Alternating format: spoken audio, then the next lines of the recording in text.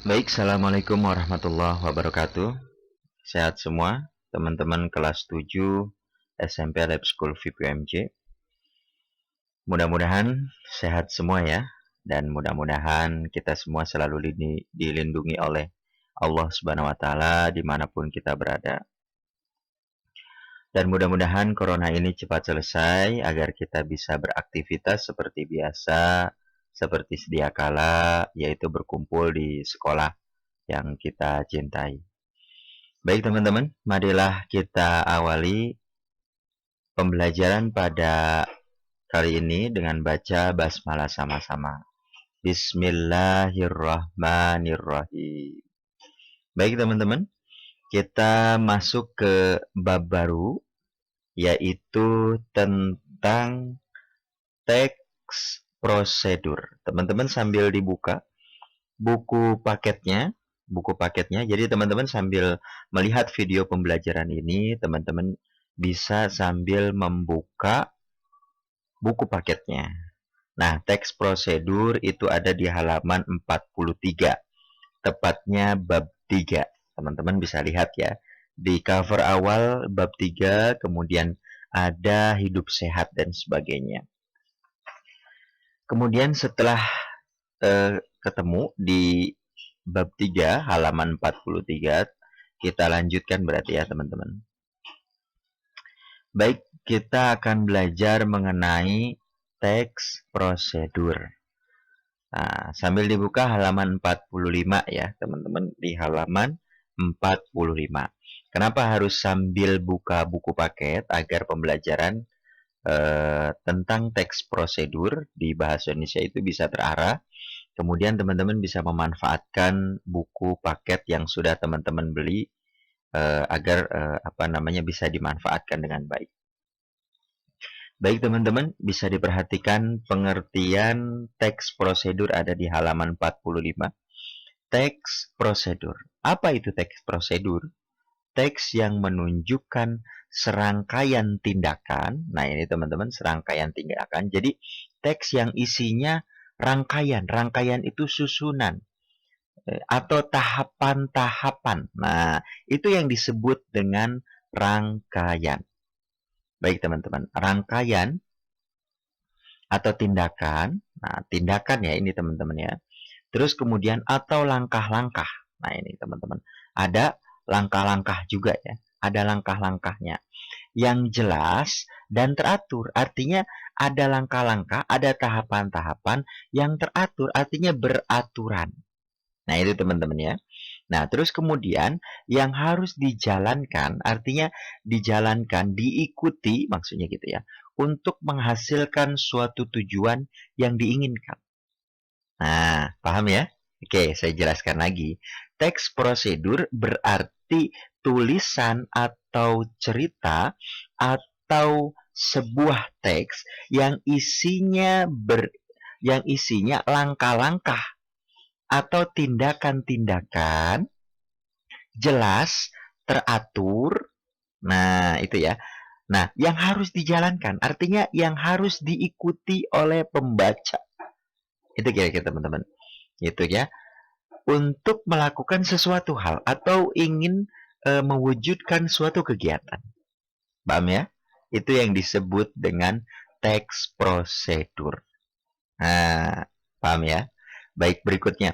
Dalam kehidupan sehari-hari, artinya dalam kehidupan kita, atau bahasanya itu relevansinya atau kehidupan sehari-hari sangat berguna bagi kehidupan karena menjelaskan bagaimana cara melakukan atau membuat suatu hal gitu ya. Artinya dari situ. Jadi teks prosedur ini gunanya agar kita melakukan sesuatu hal atau kita bisa membuat sesuatu hal.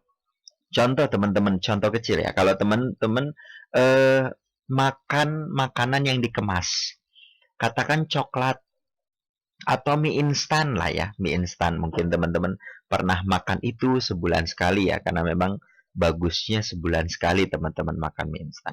Nah, di balik mie instan itu, katakan satu produk lah.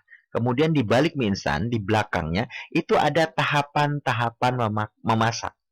Itu yang disebut dengan teks prosedur. Nah, itu teman-teman. Paham ya? Itu contoh dalam kehidupan.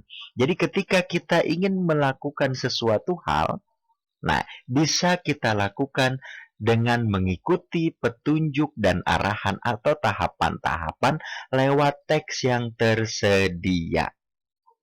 Itu ya, teman-teman. Baik, kita lanjutkan lagi. Nah, masuk ke unsur kebahasaan. Teman-teman boleh lihat unsur kebahasaan halaman 47. Di sana ada tentang kalimat perintah. Jelas, kalau teks prosedur itu pasti ada kalimat perintah. Sediakan, campurkan, adukan. Nah, biasanya begitu. Baik, kalimat perintah itu apa teman-teman? Kalimat perintah adalah kalimat yang isinya menyuruh atau meminta orang melakukan sesuatu hal. Tadi, ambilkan atau campurkan dua bahan tersebut kemudian diaduk. Nah, itu kira-kira teman-teman. Paham ya? Nah, itu kalimat perintah namanya. Jika kita mengucapkan kalimat perintah pada seseorang, berarti kita menginginkan agar orang tersebut melakukan apa yang kita inginkan. Nah, contohnya, kembalikan uangku. Nah, itu kira-kira. Atau enggak, pergilah ke rumah kakekmu. Nah, itu kan sebuah perintah bahwa dia harus pergi atau menengok kakeknya. Nah, itu kira-kira teman-teman ya. Jadi kalimat perintah itu kalimat yang isinya meminta atau menyuruh seseorang untuk melakukan apa yang kita inginkan. Itu yang disebut dengan kalimat perintah. Paham ya? Baik, kita lanjutkan lagi. Nah, selain kalimat perintah, ada juga kalimat larangan. Karena di teks prosedur ada berupa larangan. Nah, masih tetap di halaman 47, teman-teman. Sambil disimak videonya, sambil diperhatikan juga buku paketnya. Baik, apa itu kalimat larangan? Kalimat larangan merupakan kalimat bermakna. Artinya punya arti, punya maksud. Nah, itu kira-kira. Melarang artinya punya maksud, punya makna melarang orang lain untuk melakukan sesuatu. Sama tadi. Jadi melarang orang untuk melakukan sesuatu hal. Contoh, agar lebih mengerti, perhatikan contohnya di buku dan di slide gitu ya. Baik, contohnya apa? Jangan duduk di sini. Berarti tidak boleh duduk di sini. Nah, itu kira-kira teman-teman. Itu yang disebut dengan kalimat larangan. Baik, dilanjutkan. Jangan bawa kucing itu ke sini. Artinya nggak boleh bawa kucing ke sini. Paham ya? Itu kalimat larangan. Baik, berikutnya. Jangan berbicara dengan teman kala atau ketika belajar. Artinya teman-teman nggak boleh berbicara ketika teman-teman sedang belajar. Karena harus fokus. Harus fokus dalam pembelajaran. Baik ya. Oke, berikutnya itu kalimat larangan. Baik teman-teman, berikutnya ada kalimat saran. Masih ada di halaman 47. Saran. Nah, saran itu biasanya memberikan komentar, memberikan arahan, memberikan pendapat. Itu saran. Baik, apa itu kalimat saran? Kita lihat pengertiannya teman-teman. Masih di halaman 47 diperhatikan. Kalimat saran adalah kalimat yang isinya pendapat atau anjuran atau usulan atas suatu hal. Artinya teman-teman memberikan usulan, memberikan pendapat, memberikan sebuah masukan kepada orang lain. Nah, itu kira-kira. Contoh, coba lihat.